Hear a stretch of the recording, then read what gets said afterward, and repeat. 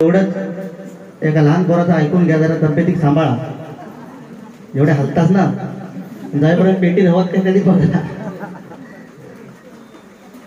कसं विषय आहे बुवा, तुमका पेन्शन चालू आहे हो, तुमचं टेन्शन नाही. त्याला पेन्शन त्याला नाही टेन्शन नाही झाले. मग उपाध्यक्ष तुम्ही करताच का अजून? सांगतात मी उपाध्यक्ष, मग अजून करताच काय? तुमचंच पेन्शन भेटत नाही. हाल धन्यवाद. फक्त तब्येती जरा सांभाळा. हातवारे इकडे तिकडे ते सोबत नाही तुमच्या तब्येती. कसं विषय आहे, मी एक वेळी केलं तर ठीक आहे. मी पोरगो त्यानं उगाच नाही बाहेरनं पेटव सांगितलंय, त्याने ओळखल्यान बरोबर पेटवणार बरोबर. पण तो विधलेलो माणूस आहे. पेटूची भरपूर संधी दिली होती, पण काय विषय नाही बुवा. पहिली बारी दुसरी बारीचा विषय नाही. हाल पहिल्या बारी दुसऱ्या बारी हा मराठी जरा कमी करता. हाल हा पहिल्या बारी दुसऱ्या बारीचा विषय नाही. वास्तविक पहिली बारी बुवा मी तुम्हाला म्हणत होतो करा, आणि तुम्ही करायला हवी होती. नंतर सांगून उपयोग नाही ना हो. मी पहिली बारी करू शकतो, दुसरी बारी करू शकतो, हरकत नाही. ढोलकी साठी जरा ढोलकी बघा. या ठिकाणी सन्माननीय या मंडळाचे या ठिकाणी अमर प्रकाश नवरात्र मंडळ यांच्याकडून हे 500 रुपयाचं वार्षिकला धन्यवाद मंडळाकडून स्वीकारतो आणि त्यांना लाख लाख धन्यवाद देतो. धन्यवाद. त्याचप्रमाणे या ठिकाणी सन्माननीय देवेंद्र पांचाळ यांच्याकडून 200 रुपयाचा वार्षिकला धन्यवाद मंडळाकडून स्वीकारतो, त्यांना लाख लाख धन्यवाद देतोय. त्याचप्रमाणे सन्माननीय अरुणा अनंत पांचाळ यांच्याकडून देखील माझ्यासाठी हे 100 रुपयाचा वार्षिकला धन्यवाद मंडळाकडून स्वीकारतोय, त्यांना लाख लाख धन्यवाद देतोय. वा कसा विषय आहे, मी सुरुवातीला सांगितलं की आपण काय बोललं पाहिजे आणि कुठपत बोललं पाहिजे. मनोरंजन एका बाजूला, बुवानी बरेचसे विषय मांडले, बुवानी बरीचशी गाणी पण म्हटली. बुवा कसं आहे, एक गाणं बुवा तुमच्यासाठी म्हणतो जे तुम्ही म्हटलं, म्हणजे गाणं कसं आहे ते तुमच्या लक्षात येईल. म्हणजे मी काय मोठं पंडित असं ना, पंडित व्हा, Pandit Ghevde, point to be noted. त्याचं नाव बुवा संदीप हा, संदीप. आणि माझ्या सगळ्या बाहेरमध्ये माझ्या बाजूला बसलेला असतो. आणि का असतं पाहिजे, काहीतरी सांगायला नाही तो का असतो, कारण लहानपणापासून आम्ही एकत्र राहिलेलो आहोत आणि आमच्या मंडळाचा मेन माणूस आहे म्हणून माझ्या बाजूला असतो. बाकी तो मला सांगणार, मी बोलणार, एवढं मी खुळगो नाही. मी लय बेकार माणूस आहे, मी जनावर लय वाईट आहे. त्याचा डान्स घेतला ना की सोडित नाही. पण कसं विषय आहे, सगळी माणसं बघून आपल्याला विषय करायला लागतो. कसं नाही, दुसरी बारी म्हटलं ती बुवा कसं पेटली पाहिजे, नुसतं अंग घालून जमत नाही. आणि बुवाने सांगितलं की मी पिक्चरची चाल मारली. बुवा पिक्चरची चाल नाही ती,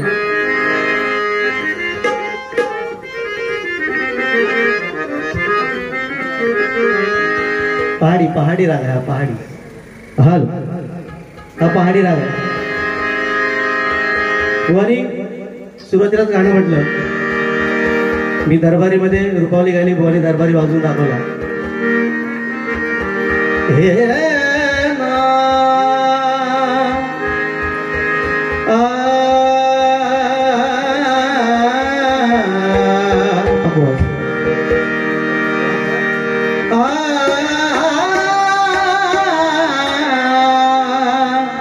मॉनिटर बंद.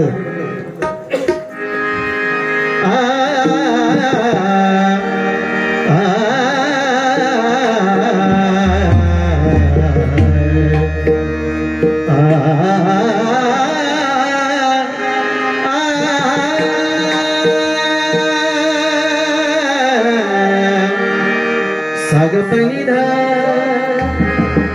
निध पग गप गद पनिध सनिध पग रे निसा. स्पर्श होता तुझा विसरलो भान मी. स्पर्श होता तुझा विसरलो भान मी. श्वासाचया राशीला उतरुनी घेतले तुला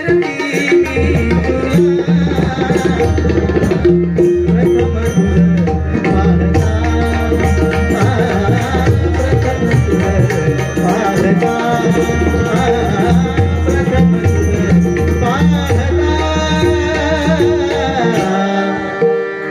गबदरी गपगरे कलावती जनसमूह मिश्र. बुवा सांगतात मी पाहुणा आहे आणि सांगतात मी बाहेरचा आहे. विचार लक्षात आला तुमच्या? मी पाहुणा हे बाहेरचे. हो असं पण विषय नाही. त्यांनी नशी पेटवून बोललो तो. अरे इकडे अजून काय काय बोलतात आमच्याकडे काय म्हणतात माहिती बुवा? खतलाव खतलाव सांगितलं ना त्याने. अजून पण तो सांगणार बुवा डांबार लाव. अजून तो गजराच्या पुढे तुमच्या गजरापर्यंत थांबलो तो सांगणार मुळात हात घाल. असं तो माणूस. अरे बुवा सुंदर भजन तुम्ही केला, हरकत नाही. बरेचसे बुवानी विषय मांडलेत. पहिले बारीचा पेटव घातलं. सासरवाडी म्हणता माझ्या बाजूला, माझी सासरवाडी. आपण कोणा घाबरत नाही. सासरवाडीच्या माणसात नाही. सासरवाडीत कोण घाबरून जातो? आपण राजा माणूस आहे. सासरवाडीत घाबरतो करून जावं. सासरवाडीत घाबरणं मानान गेलं पाहिजे पोट. आमच्याकडे तुम्ही पाहुणे आहात त्याच्यामुळे जरा माझ्या वयाचे असतात तर इकडची सासरवाडी तुमका करून दिली असते. पण आता तो विषय तुमचा पेन्शन येऊची वेळ आली त्याच्यामुळे हरकत नाही. झेलबिल असतात तर सांगा. त्या सासरवाडी आमच्याकडची करून देते. बुवाने सांगितलं की दुसरा विषय बुवाने सांगितल्याने की हे नियम आहेत भाषणाचे. आणि बुवा तुम्ही बोलता बोलता मला गुलाम म्हणून गेला. बोलता बोलता तुम्ही मला गुलाम म्हटलं. गुलाम हे तुमच्या नियमात विषय बसत नाही. हा गुलाम बरोबर हा. गुलाम नियमात बसत नाही पहिली गोष्ट. दुसरी गोष्ट बुवाने सांगल्याने की मी एकदा शाळेत होतोय आणि शाळेत आता मी शाळेत गेलाय नाही आणि गुरुजीने काहीतरी सांगलं. एकदा असूक विषय झालाय. बुवा पण एकदा शाळेत लहानपणीचा विषय. आणि बुवांची एवढी घाणेरडी सवय होती की खिडकीच्या बाजूला हे बसायचं. लक्षात घ्या पोझिशन कशी. खिडकीच्या बाजूला बसणार एकदम आणि खिडकीच्या बाहेर काय होता तर बघा. शाळेत असतानाचा विषय. आणि होता व्हायचा तर झाला सारखे आपले खिडकीच्या बाहेर बघितलं. मानेबाई होते यांच्यावर. मानेबाईने एकदा बघून घेतलं. त्यांनी खडू मारले. ए संतोष काय म्हणतोस? गुलाम. बाईनं संतोष बाहेर काय बघत? बुवा म्हणतो काय नाही. बाईनं काय नाही. थोडा वेळ 5-10 मिनिटं गेली. परत बोलत आपलं बाहेर चालू. बाहेर बघत दुसरं खडू मारले. संतोष काय म्हणतोस? बाहेर काय बघत? नाही म्हणता काय नाही बाईनं काय नाही चाललेला. तिसरी 5-10 मिनिटं गेली. परत आपल्या बाहेरच बघतात. बाई चिडल्या आणि मोठं खडू होतो तो पाडून फेकल्याने. संतोष बाहेर काय बघतो? तो म्हणता काय नाही बाई. बाहेर म्हणतो कोंबडी आ. आणि ती कोंबडी म्हणता कवाड घालते. ती म्हणता मी बघतोय. काय कोंबडी म्हणता कवाड घालते ते मी बघतोय. एवढं म्हटल्याबरोबर त्या बाई म्हणतो अरे संतोष पण त्यात काय मोठा नवाल. कोंबडी आधी कवाड घालणार. ह्यो माणूस पोचलेलो म्हणतात त्यात काय नवाल. मग म्हणतात तुम्ही घालून दाखवा. एवढ्यात पडली शाळा तुमचं. लय बेकार मी तसं विषय. माका पण अनुभव आहो बुवा. मी लहान तरी दिसलो ना अंगात तरी फणावर काढलाय ना की लय बेकार माणूस आपली. तसं विषय आपलं पाहुणे आहेत त्याच्यामुळे आपण सांभाळून राहायला पाहिजे सगळ्या गोष्टी. कारण हा नवरात्र उत्सव आपण साजरा करतोय हा कशासाठी? बुवाने सांगितलं की महिषासूर दैत्य. महिषासूर दैत्य ही घटस्थापना म्हणजे काय? महिषासूर नावाचा दैत्य एवढा मातला होता. एवढा मातला की तो दुसऱ्याला गुलाम म्हणायचा. एवढा महिषासूर दैत्य मातला की तो स्वर्ग लोकात गेला. इंद्र लोकात गेला. इंद्र म्हणजे देवांचा राजा. त्या इंद्राला सिंहासनावरून खाली ओढलं. त्यावेळी हे सगळे देव काय करत होते? मेनका रंभा उर्वशी यांच्या नाच गाण्यात दंग होते सगळे देव. तेव्हा त्या इंद्राला सिंहासनावरून खाली खेचला आणि स्वतः हा राक्षस महिषासूर त्या सिंहासनावर जाऊन बसला. हे बघितल्यावर सगळे देव घाबरले. आपापल्या घरी पळाले. आणि ते पळून सगळे एकत्र आले कुठे? त्या घटात. जो आपण घट स्थापना ज्याला म्हणतो. घट आपण स्थापन कशाला करतो? त्या घटात सगळे देव येऊन लपले. आपण हे भजन करतोय पण कशासाठी करतोय ते आपल्याला माहित व्हाय ना. त्या घटात येऊन सगळे देव बसले म्हणून आपण त्या घटाची पूजा करतो, घटस्थापना करतो. ते देव येऊन बसले, सगळ्या देवांना समजलं आता हा महिषासूर आपल्या इंद्रदेवाच्या गादीवर बसला, आपलं काय खरं नाही. सगळ्या देवांनी विचार केला आता करायचं काय. सगळे देव एकत्र आले. त्या सगळ्या देव एकत्र येऊन त्या सगळ्या देवांनी एका देवीचा आगळ्या वेगळ्या शक्तीचा धावा केला. आणि लक्षात घ्या मंडळी, सगळ्या देवांच्या तेजामधून, सगळ्या देवांच्या शक्तीच्या एकवटण्याने एक दिव्य शक्ती प्रकट झाली. आणि ती म्हणजे कोणतं? आपली ही दुर्गा माता. ती कोण? तर आपली ही दुर्गा माता. म्हणून या दुर्गा मातेच्या हातात बघा, आता नवरात्र म्हणजे आपल्यासाठी काय झालंय की 9 दिवस फक्त आज कुठला पिवळ्या रंगाची साडी, आज निळ्या रंगाची साडी, आज लाल रंगाची साडी, हे आपले नवरात्र आहे. पण 9 दिवस त्या दुर्गा मातेने, त्या महिषासूर मर्दिनीने त्या दैत्याशी युद्ध केलंय म्हणून ही नवरात्र आहे. आता बघा तिला हात किती आहेत? 8. सगळ्या देवांच्या तेजातून ती निर्माण झाली. अशी तिला 8 हात असतात. तिच्या प्रत्येक हातामध्ये आयुध आहेत, तिच्या प्रत्येक हातामध्ये शस्त्र आहेत. पण आता आपल्या 2च हात आहेत, त्याच्यात एका हातात मोबाईल असतो. माझ्या नवऱ्याची बायको म्हणतात. आणि आपला वय काय, आपण बोलतात काय? हे बुवा आपल्याला सांगण्याची गरज नाही ना. आपल्या माझ्या नवऱ्याची बायको कोण, हे सगळे खुळगे आहेत. कारण कसं आहे, संभाजी नावाची ज्यावेळी सिरियल ती आपण बघितली पाहिजे. आपण भजनाच्या माध्यमातून ते सांगूया की संभाजी सिरियल बघा. माझ्या नवऱ्याची बायको आपल्याला काय करायचं? माझ्या नवऱ्याची बायको म्हणजे विषयच नेमकं काय, विचार करा. म्हणजे ती किती लेवलची असतात नवऱ्याची बायको. नवऱ्याची बायको आधी आपल्या हिंदू संस्कृती मुळात कुठलीही बायको एखाद्या नवऱ्याला असं कधी बोलणारच नाही, माझ्या नवऱ्याची बायको. असतात लपडी बरीच, पण ते सोडा. पण रातोरावला विषय ती त्या महिषासूर दैत्याला ठार केलं म्हणून तिचं नाव काय? महिषासूर मर्दिनी. त्या महिषासूर दैत्याला ठार केलं म्हणून तिचं नाव काय? महिषासूर मर्दिनी. चंडमुंड दैत्याला ठार केलं म्हणून ती चंडिका देवी. दुर्गासुराला ठार केलं म्हणून तिचं नाव दुर्गा देवी. ही देवी एकच आहे, तिची रूपे अनेक आहेत. व आपण भजनाच्या माध्यमातून हे सांगू. या ठिकाणी सन्माननीय जयेश खापरे बुवा या ठिकाणी उपस्थित आहेत माझ्या भजन मंडळाच्या वतीने. त्यांचे आभार मानतो. त्याचप्रमाणे आम्हाला गुरुस्थानी असणारे सन्मान्य मिलिंद आरेकर देखील या ठिकाणी उपस्थित, त्याचे देखील आभार मानतो. त्याचप्रमाणे सन्मान्य पाटील बुवा, त्याचप्रमाणे बंटी पांचाळ, समीर भोसले हे देखील या ठिकाणी उपस्थित आहेत, त्यांचे देखील आभार मानतो सर्वांचे. सांगण्याचं तात्पर्य एवढंच आहे की बुवा हा नवरात्रोत्सव आपण जे सादर करतोय, बुवांसाठी एक गाणं म्हणूया फक्त. बुवांसाठी का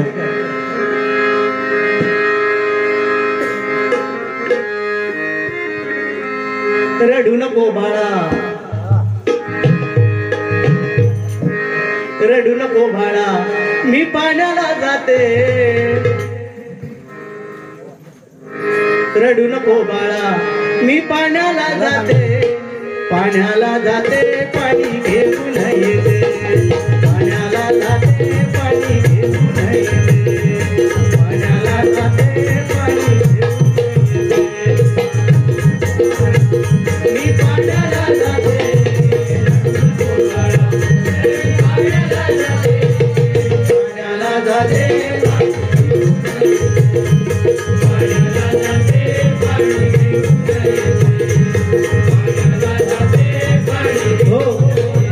बाकी बुवा मला काय बोललेच नाही अजिबात, एकही शब्द बुवा मला बोललेला नाही. वास्तविक बोलायला हवं होतं भरपूर. आता गजर माझ्याकडे आहे, मी तरी बोलू मग या माणसात किती वयाचं भान ठेवावं लागतं, असं विषय आहे ना. कारण बोलून बोलून मी किती बोलणार एकटा म्हणून. तर याने आधीच मान टाकला नाही. माका म्हणतात गौरव हा चांगलं माणूस हसता बुवा. असं मी प्रत्येकाशी बारी करताना बुवा आपला चेहरा हा कायम हसतच असतो. आणि समोरच्याला आपण मान सन्मान देऊनच बुवा बारी करतो. फक्त समोरचा आपल्याला बोलला तर आपण बोलला म्हणजे काय, तत्वाशी आपलं भांडण असतं. बुवानी गाणं म्हटलं,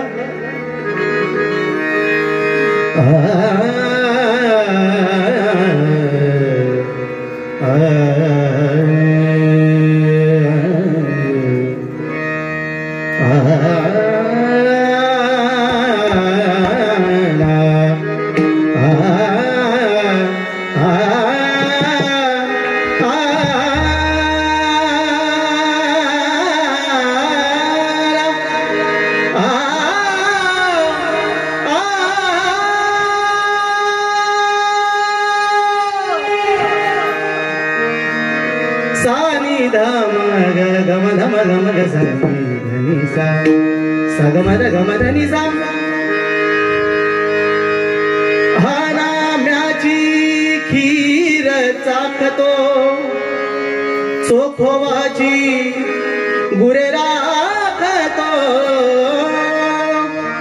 पुरंदराचा हा परमात्मा वादी दामाजीचा कानडा कानडा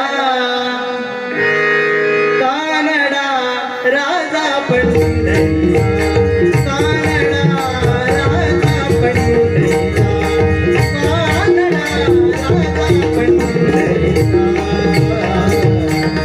वेदा नाही कळला वेदा नाही कळला अंतःपारयाचा कानडा राजा पंढरीचा कानडा राजा पंढरीचा कानडा राजा पंढरीचा. धन्यवाद. गजरावर सुरुवात करूया, कारण हा आईचा गजर आहे. गजराच्या माध्यमातून चांगला सांगण्याचा प्रयत्न नक्कीच करणार आहे. बुवानी तसे काही मुद्दे मांडलेत नाहीत बरेचसे. एकदा बुवानी सांगितलं की शाळेत असतानाचा विषय की आजोबा तुम्ही लपा तुम्ही दडा असं काहीतरी बुवानी सांगितलं, हरकत नाही. एकदा असंच विषय झाला, तुमका सांगते. बुवा आता तुम्हाला बघितलंच, बुवांकडे तर एकदम चिकरे दिसतात, अगदी पोटबीट घालून दिले. हल्ली हल्ली ना बुवांका काय झालं मला समजत नाही. हल्ली कोट घातलं म्हणजे मोठं बुवा असं विषय झालेला. आम्ही आपले शर्ट घातला की आम्ही आपले साधे बुवा आहेत, आमचं काय व्हॅल्यू नाही. आमचा कोटबीट घालून अगदी भारी आहे. नको माका बरा आता तुमकाच चांगला दिसता तर. आणि बुवांची अशी सवय आहे, बुवानी आता बुवा हे पॅन्ट घालायला लागले, पूर्ण फुल पॅन्ट घालायला लागले. लास्ट टाइम ते नेहमी बुवा हाफ पॅन्ट मध्येच असतं, हाफ पॅन्ट माहिती आहे ना. आणि एकदा असं विषय झाला, तुमचं खरं सांगतोय मंडळी, गावात बुवांच्या पूजा, वाडीतली पूजा ठरली. आपला कसा हा कार्यक्रम आहे, गावात पूजा ठरली आणि बुवांच्या लक्षात आलं, मनात आलं की आता इतके वर्ष झाले मी हाफ पॅन्ट घालतोय, आता काय करायचं. तर आता आपण ह्या पूजेला म्हणता फुल पॅन्टच घालायची. काय म्हणता, निर्णयच केला म्हणता फुल पॅन्ट घालायची. माझ्या सासरवाडीच्या बाजूला दुकान, त्या दुकानात गेले, त्या दुकानातून एक पॅन्ट विकत घेतल्याने म्हणता उद्या कार्यक्रमात ही पॅन्ट घालणार म्हणजे घालणार, फुल पॅन्टच घालणार होता. पॅन्ट घेतल्याने पॅन्ट घेऊन आले, आपल्या घराकडे गेले, घरामध्ये गेले आणि पॅन्ट घालून बघितल्याने तर ही 2 वीत मोठी पॅन्ट, 2 वीत मोठी भेटल्यावरती आता बुवांच्या लक्षात येणार, आता उद्या कार्यक्रम आलो करू, आता पॅन्ट मला ही कापून कोण देणार. आता घरात सगळ्यात ऐकणारा माणूस म्हणजे आपला कोण, तर आपली आई. बुवा उठले, आपल्या आईकडे गेले. आईला म्हणतो, आई कधी नव्हे ती मी आता फुल पॅन्ट घालणार आहे उद्या कार्यक्रमात. तर ही फुल पॅन्ट आणली ती म्हणतात 2 वीत फक्त मोठी आहे. किती, ती फक्त मला 2 वीत कापून दे, उद्या मला घालायची आहे. त्याही म्हणतात, बाबू मला काय ह्या डोळ्याने दिसत नाही रे, मी काय तुझं हे काम करू शकत नाही. एवढं म्हटल्याने आई आपली रूम मध्ये झोपायला गेले. एवढं 5-10 मिनिटं झाल्यानंतर या माणसाच्या परत लक्षात आलं, म्हणतात माझी बायको बायको तरी माझं काम 100% करणार. बायकोकडे येऊ माणूस गेलो, बायको सांगता हो उद्या म्हणता वाडीची पूजा, माका फुल पॅन्ट घालूची आहे. फुल पॅन्ट आणलाय, पण फक्त प्रॉब्लेम एवढं होता की 2 वीत म्हणता मोठी आहे, ती फक्त कापून मला दे. ती बायको म्हणजे तुम्हाला माहिती आहे, हो तुमका समजत नाही काय, इथं दिवसभर कामं करून करून मी थकते आणि तुम्ही मला ही कामं सांगता, मला काय जमणार नाही. असं म्हटल्यावर माणूस अजून गलपाटलो. थोड्या 5-10 मिनिटांत म्हणतो, ह्याच्या परत लक्षात, माणसांच्या लक्षात इला ह्या बुवांच्या की माझी पोरगी हा बारकी चेडू हा माझा चेडू, त्या चेडवाक तरी सांगतंय की माझी पॅन्ट तेवढी कापून दे. चेडवाकडे गेले, ते का पॅन्ट झाले, म्हणतात बाबू चेडवा माझी ही पॅन्ट 2 वीत म्हणता मोठी आहे, ती फक्त माका कापून दे, उद्या मला पूजेत घालूची आहे. तो चेडू म्हणता, बाबानू माझा अभ्यास आहे, माका काय अभ्यासात जमणार नाही. एवढं म्हटल्यावर ह्या माणसाची तळपायाची आग केली मस्तकात. पॅन्ट बिन गुटाळ्यांनी कपाटात फेकून दिल्यांनी जाऊन झोपलो. आता सकाळी उठून म्हणतात, शेवटी माझ्या नशिबात म्हणता हाफ पॅन्ट आता करायची का. झोपलो, रात्रीचे साधारण 11 वाजले. शेवटी आयशीचा काळीज होता. आईशी त्या बुवांची आई उठली, म्हणतात कधी नव्हे ते माझ्या संतोष बाबूने पॅन्ट आणलेली आहे. त्या आयशीने त्या कपाटातली पॅन्ट काढल्या, 2 वीत कापल्या आणि होती तशी परत शिवून त्या कपाटात ठेवून दिल्या. झाले एक अर्धा पाऊण तास झाला, बिचाऱ्या बायको दया येईल. बायको उठली, बायकोने कपाट उघडल्या, आतली पॅन्ट काढल्या, 2 बीन कापल्या आणि परत कपाटात ठेवल्या. एवढं साधारण झाल्यावर त्या पोरगीचा अभ्यास संपलो. पोरगी चाळवली.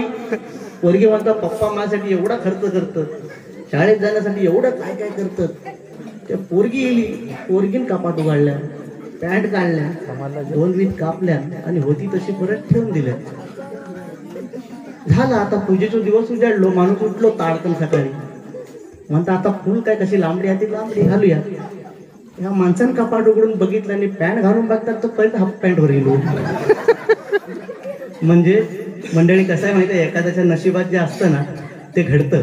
जे लिहिले भाळी ते न चुके कधी काळी. कारण श्रीकृष्ण आणि त्याचे बंधू साम, गद आणि मदन बुवा यांनी काय केलं, श्रीकृष्ण आणि त्यांचे भाऊ साम, गद आणि मदन यांनी काय केलं, सांबाला साडी नेसवली.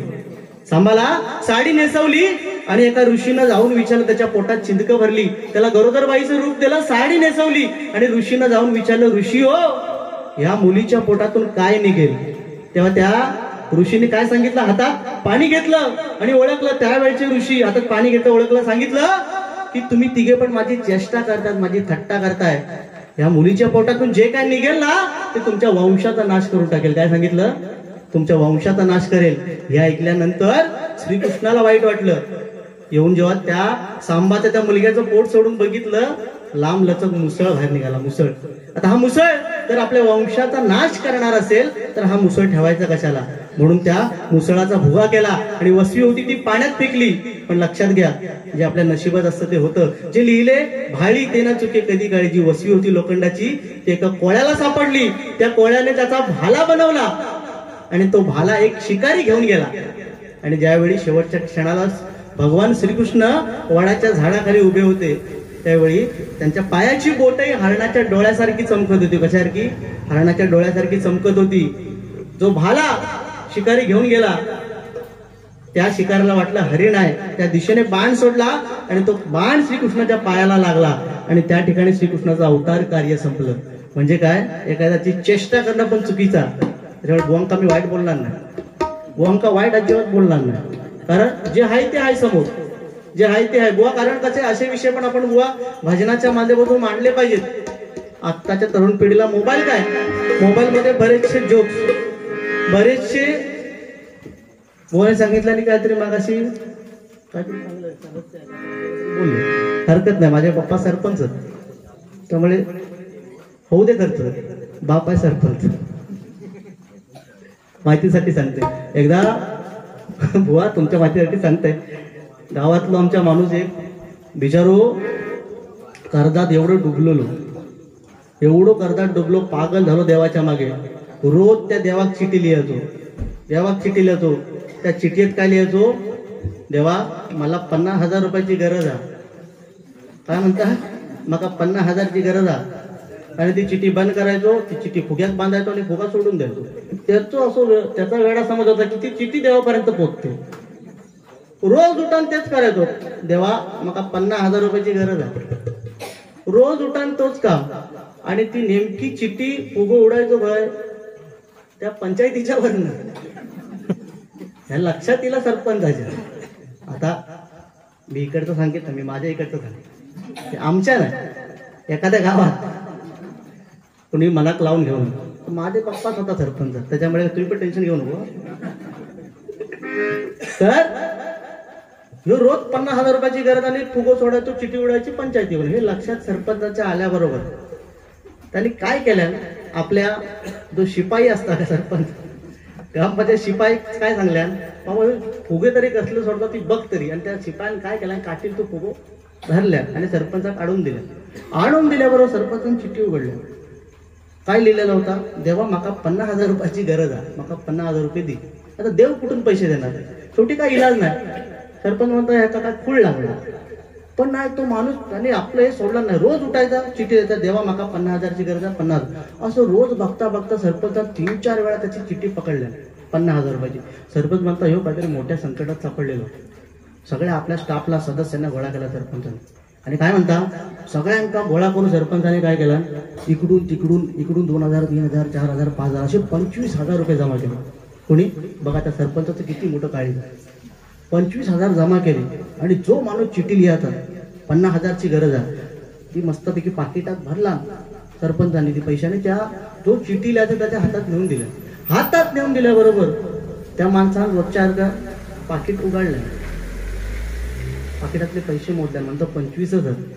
पण तेवढ्यावर तो थांबलो नाही. दुसऱ्या टिलेरने चिठ्ठी वर सोडून दिला. आता सरपंचाच्या लक्षातही नाही एवढे 25,000 दिले तरी हे परत चिठ्ठी लिहितात. सरपंच सांगितलं शिपाई परत ही चिठ्ठी पकड. त्या शिपायाने चिठ्ठी आणल्या आणि सरपंच चिठ्ठी उघडून बघितल्यानंतर म्हणता, देवा त्याने काय लिहिलं होतं, देवा तुझ्याकडे मी 50,000 मागितले होते, तू मला दिलेस हे ठीक आहे, पण त्यातले 25,000 मता सरपंचाने खाल्ल्या नाही, मग 25,000च दिले.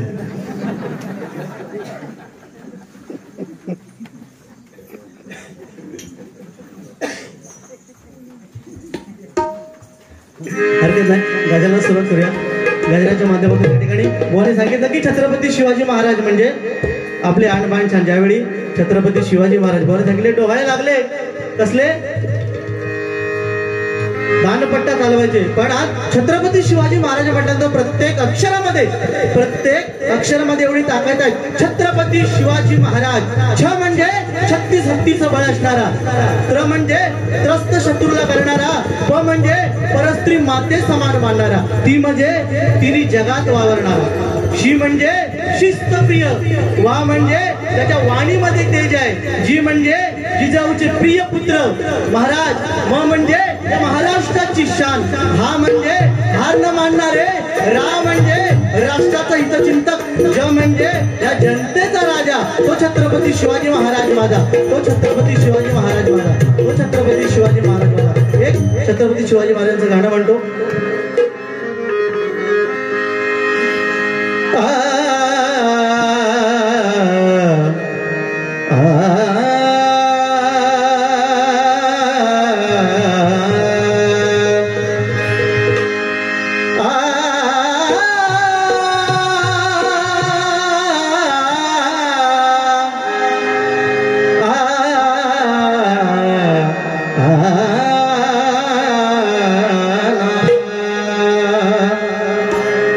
जिजाऊचं बाळ किल्ल्यावरी खेळ.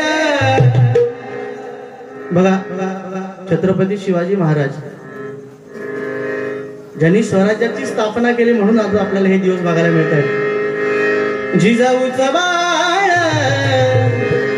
किल्ल्यावरी खेळ, सह्याद्री पूर्ण जिंकला हो, सह्याद्री पूर्ण जिंकला शिवबा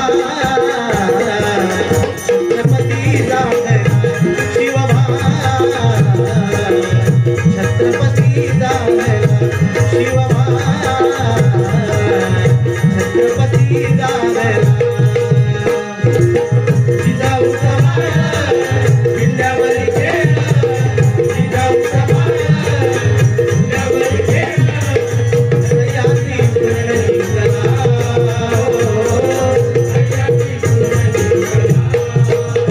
शिवबा छत्रपती जागला, शिवबा छत्रपती जागला, शिवबा छत्रपती जागला. हो व्यसनाबद्दल आपण बोलूया. आता आताची तरुण पिढी बघितलं तर व्यसनाच्या आहारी चालले. आमच्यासारखी तरुण पिढी आज व्यसनाच्या आहारी, जो तो ज्याच्या त्याच्या. आज मुंबई सारख्या ठिकाणी आपण गेलो, आपल्या ह्या भजनामध्ये एक रंग आहे, कोण? पांडुरंग. भजनामध्ये आपला जाता कोण आहे? पांडुरंग. आणि मुंबईला गेल्यावर आपल्याला दिसतो तो विमलने थुकलेला लाल रंग. मुंबईला तुम्ही ट्रेन मध्ये बघा पुरी लालच्या लाल रांगा, पण हे विमल हे नवीन आता ते लहानपणीचे ज्यांचे खुळकुळे वाजूचे राहिलेत ना, ते आता हाऊस पुरी करून घेतात. खुळकुळे लहानपणीचे खुळकुळे राहिलेत ना वाजवायचे, ती एक पुडी येतात त्याच्यामध्ये दुसरी पुडी टाकायची आणि खोळ खोळ खोळ खोळ खोळ वाजवीत वाजवीत परत त्याचं नाव पण काय? विमल. बिचारा तरी विमलचं नाव खराब झालं त्याच्यात. हा इथं कोण विमल असत तर सॉरी हा, माझीच आत्या शिरा पडली. रजनीगंधा पण आहे, विमल असू दे, के भरपूर नाव आहेत. पण या तरुण पिढीला एवढंच सांगणार की व्यसनाधीन माणूस होतोय नाही का, त्या व्यसनाला आता साधा एक विचार केला. एक त्या दिवशी एक माझ्या मित्राचे वडील मला सांगतात, अरे माझा पोरगा दारू पितो. मला सांगतायत माझा पोरगा दारू पितो. म्हटलं अहो तुम्हाला कसं समजलं? तर म्हणता बाकी काय नाही, मी बार मध्ये जाताना आणि तो बाहेर येताना म्हणून मला समजलं. म्हणता माझं पोरगा दारू पितो. म्हणजे आपण स्वतः प्यायची दारू. म्हणजे तरुण पिढीला आपण काय सांगितलं पाहिजे की मोबाईल या सगळ्या गोष्टी, आता AI चा जमाना आहे, जेमिनीचा जमाना आलाय. सध्या आपण बघितले फोटो वेगवेगळे बनवतो, साड्यांमध्ये किती, पोट घालून किती, सध्याचे जेमिनीचे प्रकार. पण तुम्हाला एवढंच सांगतोय भजनाच्या माध्यमातून, या AI सारख्या चांगलं गरजेचं आहे, पण ते AI तुम्हाला काय करेल हे सांगता येत नाही. त्यामुळे सावध राहा सगळ्यांनी. सगळ्या गोष्टी आपल्याला एक वेळ त्या AI च्या माध्यमातून आपण आज चांगले दिसू. आज माझा रंग काळा आहे, मी त्या AI मध्ये चांगलो माका गोरा करू शकते, पण तो माझा तोंड कधी तो काळा करेल हे समजत नाही. AI एवढी बिकट परिस्थिती. त्याच्यामुळे हे युग पुढे चाललंय, पण त्या युगात आपल्याला जगताना खूप मोठा विचार करावा लागणार आहे. खूप कठीण परिस्थिती आहे पुढे कलियुगात. कारण कलियुगात आपल्याला आई वडिलांचा विसर पडत चाललाय. आई वडिलांचा विसर एकदा त्या संत ज्ञानेश्वरांना एका माणसाने विचारलं, महाराज मी किती वर्ष जगणार आहे, तेव्हा त्या माणसाला ज्ञानेश्वरांनी काय सांगितलं, अरे तू फक्त 8 दिवस जगणार आहेस. किती? फक्त 8 दिवस. हे ऐकल्यानंतर तो माणूस घरी आला आणि दिवस मोजायला लागला. 8 दिवस झाले, 9व्या दिवशी उठला आणि परत महाराजांकडे गेला.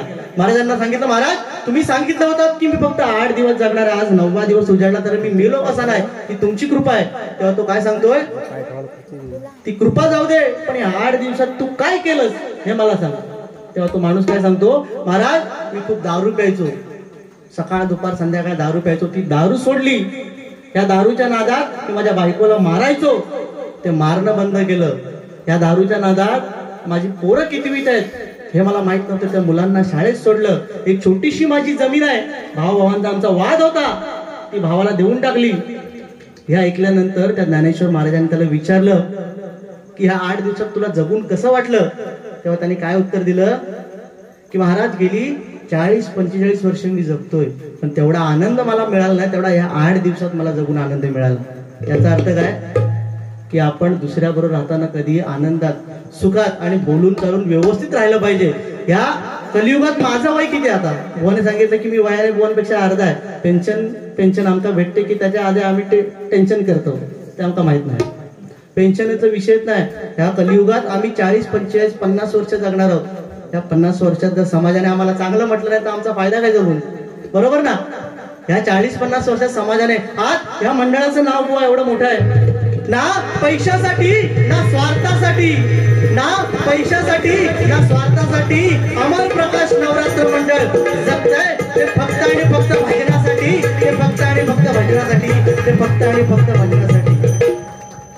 या मंडळाचा दरार आहे बुवा. कारण आले किती गेले किती, संपले भराला. आजही संपला नाही, कालही संपला नाही, ह्याच्या पुढेही संपणार नाही. या अमर प्रकाश नवरात्र मित्रमंडळाचा दरारा, कारण त्यांची एकजूट व एवढी चांगली आहे. आज एवढे सगळे सुतारत भावकी आहे माझी सगळी. त्यामुळे विचार करून बोला, ट्राय टू अंडरस्टँड. तिकडून खदलावायला सुरुवात करा. बुवा बसल्यावर बुवाने सांगितलं की लांबी रुंदी मोदाचं काम माझा, आणि बरोबर त्या काम माझा जा, आणि कोणाक कसा सरळ करायचं आपण काम माझा, हरकत नाही. त्या ठिकाणी गाण्याला सुरुवात करूया. बुवानी बरेच विषय सांगितले. या ठिकाणी स्त्री वर्ग सुद्धा बसला. स्त्रियांबद्दल काहीतरी चांगलं सांगितलं पाहिजे. कारण आता बुवाने सांगितलं की माझ्या नवऱ्याची बायको, एकदा असंच तुम्हाला सांगतो की एक बायको बिचारी आपल्या नवऱ्याला कळकळीने विचारते, हो मी तुमका किती आवडतंय. आता बायको आहे ती आपल्या नवऱ्याला विचारणार की मी तुम्हाला किती आवडते. ती बायको नवऱ्याला कळकळीने विचारते, हो मी तुमका किती आवडते. तो नवरा म्हणता खूप खूप आवडतं. पण तिका रावण आहे, हो परत सांगा मी तुमका किती आवडतो. काय म्हणता, भरपूर. परत तिसरं, हो मी किती आवडतंय. नवरा चिडला. तो म्हणता अगं तू मला इतका आवडतात की तुझ्यासारखे म्हणता तू 4-5 तरी बायका घरी. हा तो वाईट नाही का? नवऱ्याच्या बायकोपेक्षा आहे बरा. हो ना. अहो सत्य परिस्थिती आहे. कारण आता गजर मी फक्त गजर आता घेणार आहे. गजरामध्ये जास्त काही बोलणार नाही. कारण बऱ्याचदा आता बुवांना भरपूरसे मुद्दे मी दिलेत. बुवांनी बोलावं भरपूरसं आणि तुमचं मनोरंजन सुद्धा करावं. कारण या माता वर्ग सुद्धा या ठिकाणी भरपूर आहे. बुवाने सांगितले की स्त्रीरूप म्हणजे काय? या देवीचा अवतार आहे. आणि देवीचा अवतार म्हणजे काय? प्रत्येक मी सांगितलं भजनाला बसता प्रत्येक यशस्वी पुरुषाच्या मागे एक स्त्री असते. आणि ह्या मंडळाच्या मागे एवढ्या स्त्रिया आहेत. एकदा जोरदार टाळ्या या स्त्रियांसाठी माझ्या. कारण खरोखर आज बुवा प्रत्येक ठिकाणी स्त्रिया पुढे आहेत. आपल्या खांद्याला खांदा लावून आहेत. का? कारण आपला भारत सरकार त्यांना भरपूर स्कीम. बुवा 1500 रुपयाचा विषय नाही. बुवाने कुठली स्कीम सांगितली आपल्याला? ह्यांका माहिती असेल. PM किसान तुमका भेटता?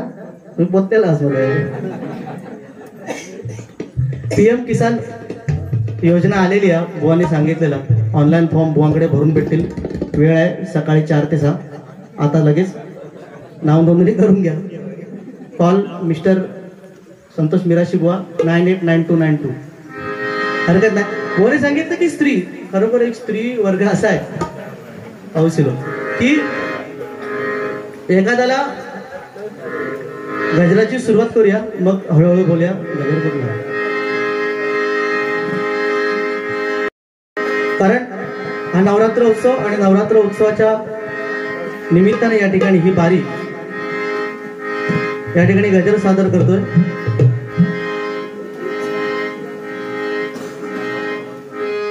साठे ढोलकी बघा जरा.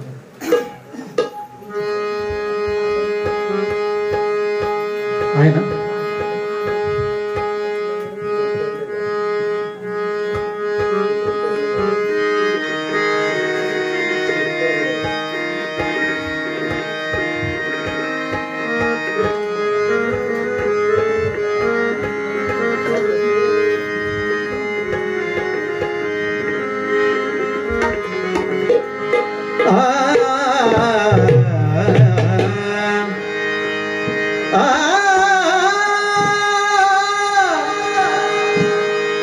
दुर्गाई देवी माते जगी महिमा तुझा थोरा.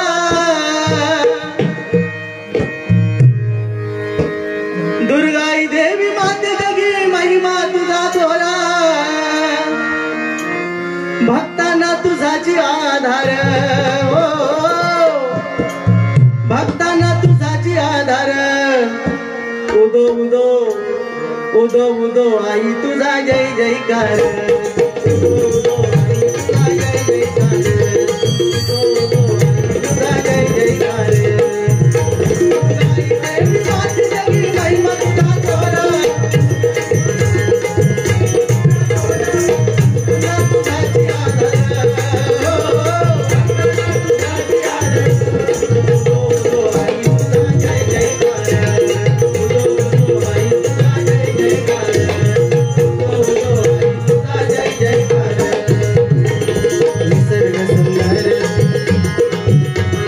निसर्ग सुंदर धामण सेव या गावात.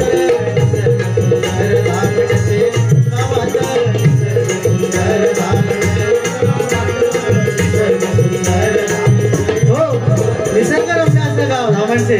आणि त्याच्यामध्ये ही पंचाळवाडी आणि त्या ठिकाणी हा मोठा कार्यक्रम सादर होतोय. कसं बघा. निसर्ग सुंदर धामण सेव या गावात. निसर्ग सुंदर धामण सेव या गावात.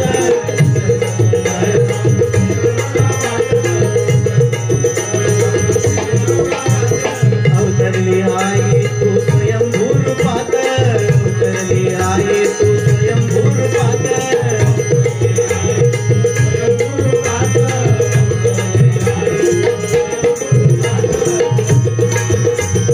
जागृत है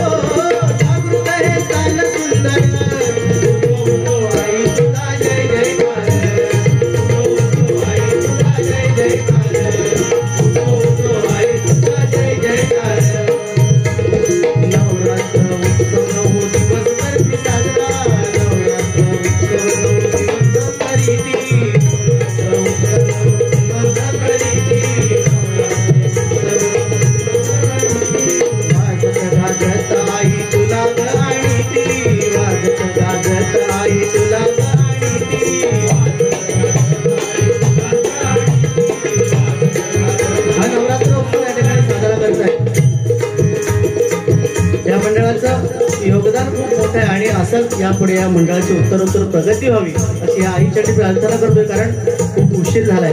बुवांना सुद्धा गजर द्यायची गरज आहे, बुवांना सुद्धा बोलण्याची आवश्यकता आहे. बुवा सुद्धा बोलतील आता भरपूर, कारण एखाद्याला हिणवायचं किती असतं. आता बुवांना मी काय वाईट बोललो नाही, पण जेवढे बुवाने मुद्दे मांडले तेवढ्यातच मी परतफेड केली, किंवा मी जे बोललो ते बुवाने मला सांगितलं की एखाद्याला हिणवायचं.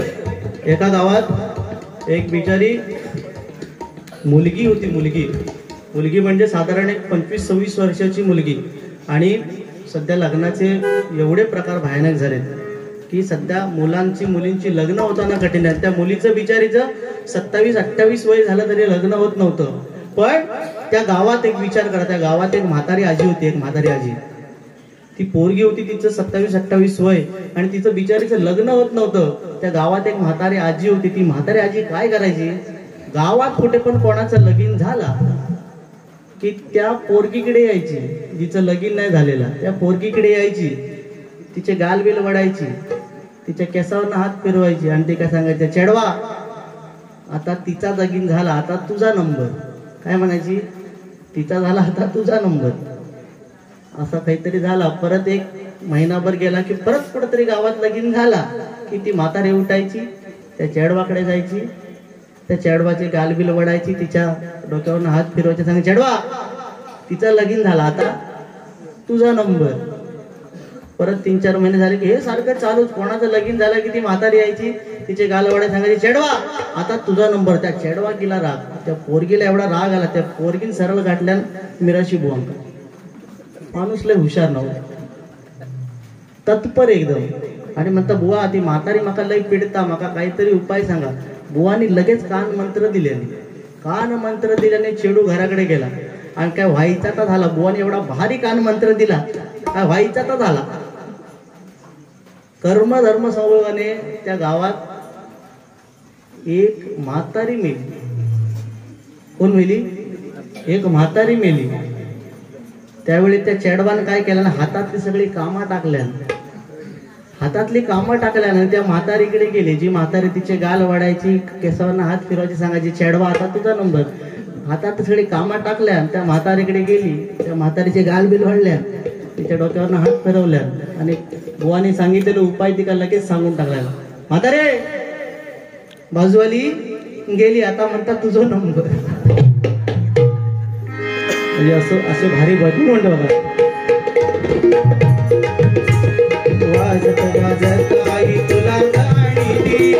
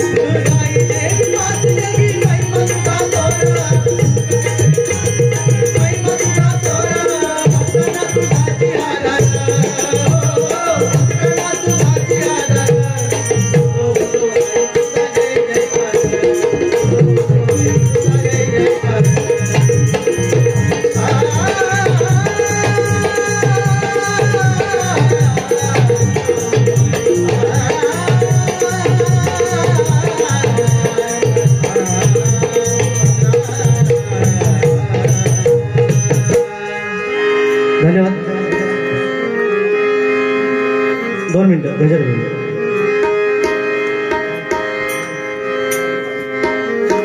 नमस्तुते नमस्तुते शारदे माते नमोस्तुते नमोस्तुते नमोस्तुते शारदे माते नमोस्तुते.